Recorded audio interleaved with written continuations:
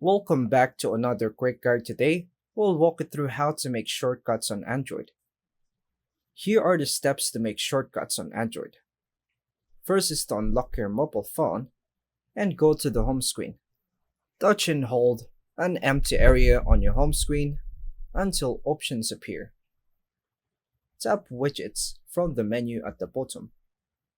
Scroll through the widget list to find the app you want to create a shortcut for. For example is Google Maps. Some apps will show different widget options.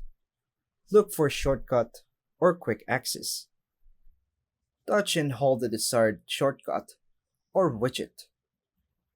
Drag it to the spot on your home screen where you want the shortcut. For example is on the top. If prompted, configure the shortcut. For example, choosing a contact or specific feature. Once done, tap Save, Done, or tap the empty space to confirm. To create a shortcut from the app drawer, tap and hold any app icon, for example is Messenger. Then drag it directly onto your home screen. This also creates a shortcut. You can rearrange or move shortcuts by touching and dragging them to a new spot. So I'll move it to the right.